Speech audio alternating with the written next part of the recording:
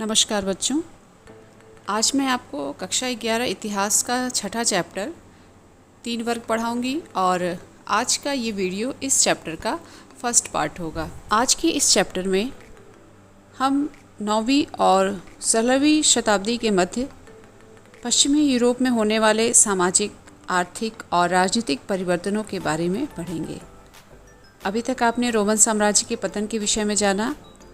इस पाठ में हम रोमन साम्राज्य के पतन के पश्चात किस तरह से 3 वर्गों का उदय हुआ, उनकी चर्चा करेंगे। बच्चों, रोमन साम्राज्य के पतन के पश्चात पूर्वी और मध्य यूरोप के जो अनेक जर्मन मूल के समूह थे, इन्होंने इटली, स्पेन और फ्रांस के क्षेत्रों पर अधिकार कर लिया था। आप सभी जानते हैं कि जब किसी भी संगठित राजनीतिक एकता के अभाव में जब युद्ध होता था और अपनी भूमि की रक्षा के लिए संसाधन जुटाना बहुत मुश्किल हो जाता था, तो एक तरीके से वहाँ पर युद्ध की स्थिति और भयंकर युद्ध की स्थिति बनती थी। उस समय सामाजिक ढांचे का केंद्र बिंदु भूमि पर नियंत्रण था। इसके अलावा रोम साम्राज्य के पतन के पश्चात भी ईसाई धर्म बचा रहा और धीरे धीरे मध्य और उत्तरी यूरोप में ये धर्म फैलता चला गया। जहाँ तक चर्च की महत्ता की बात है, तो बच्चों, चर्च भी यूरोप में एक मुख्य भूमिधारक और राजनीतिक शक्ति बन गया था। उस समय के चर्च से प्राप्त अभिलेखों से जन्म, मृत्यु और विवाह के विवरण प्राप्त हो जाते थे। एक तरीके से उस समय की जनसंख्या का विवरण हमें उपलब्ध हो गया। इसके अलावा भू स्वामित्व के विवरण, मूल्य और कानूनी मुकदमे जैसे दस्तावेज भी प्राप्त हुए हैं। 3 वर्ग। अब हम उन 3 सामाजिक श्रेणियों के विषय में बात करेंगे जो इस अध्याय का केंद्र बिंदु है। बच्चों, वो 3 सामाजिक श्रेणियां थीं। पहला तो ईसाई पादरी, दूसरा भूमिधारक अभिजात वर्ग और तीसरा कृषक वर्ग। इन तीनों वर्गों के मध्य बदलते संबंधों ने पिछली कई शताब्दियों से इतिहास रचने में महत्वपूर्ण भूमिका निभाई थी।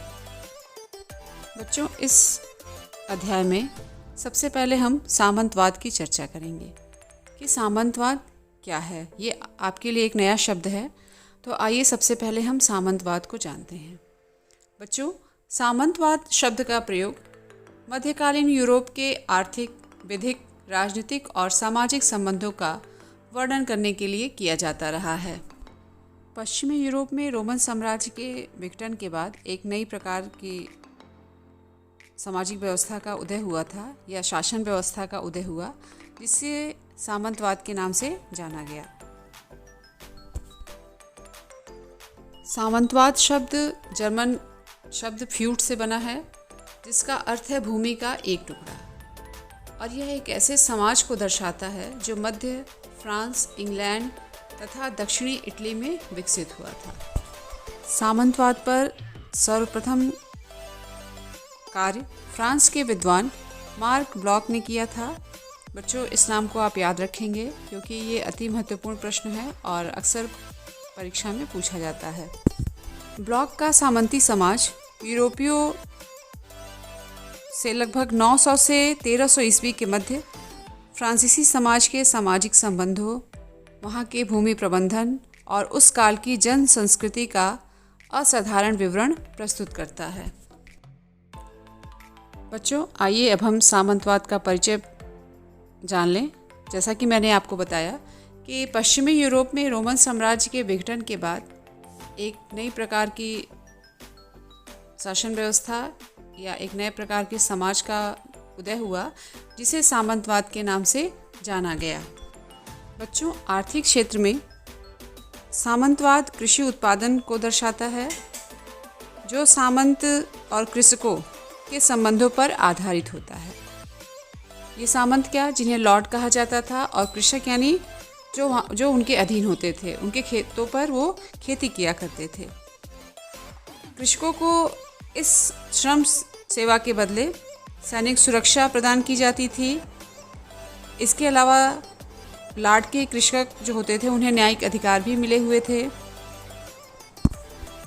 देखा जाए तो सामंतवादी व्यवस्था ने या सामंतवादी प्रथा ने जीवन के आर्थिक पक्ष के साथ ही साथ सामाजिक और राजनीतिक पक्षों पर भी अपना अधिकार स्थापित कर लिया था।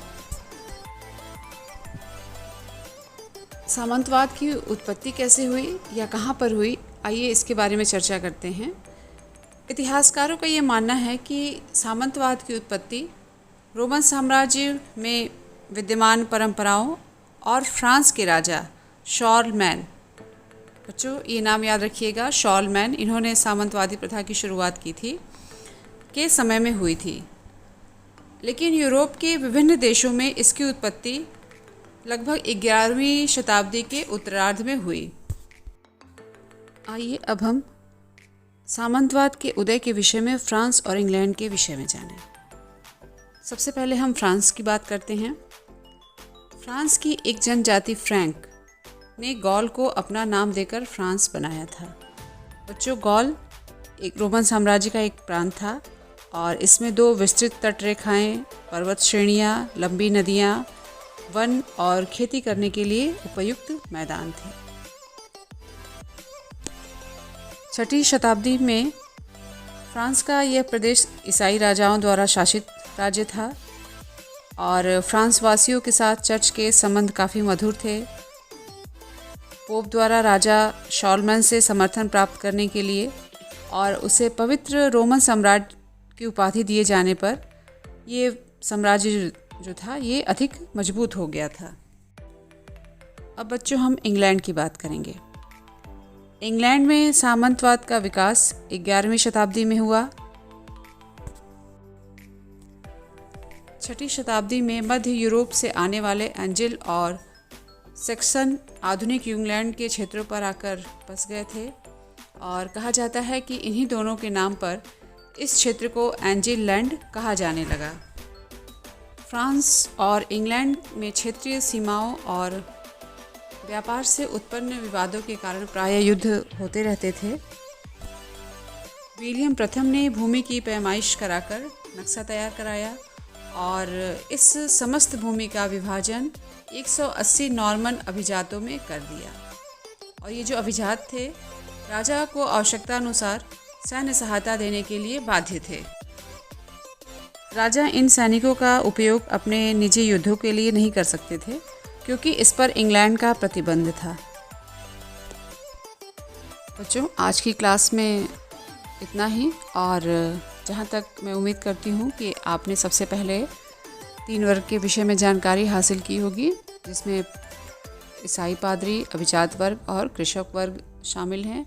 इसके बाद आपने रोमन साम्राज्य के पतन के पश्चात सामंतवाद के उदय के विषय में जाना और अंत में आपने फ्रांस और इंग्लैंड के विषय में जानकारी प्राप्त की। अगले वीडियो में हम 3 वर्गों के विषय में बात करेंगे। तब तक अपना ध्यान रखिए और पढ़ाई करते रहिए। धन्यवाद।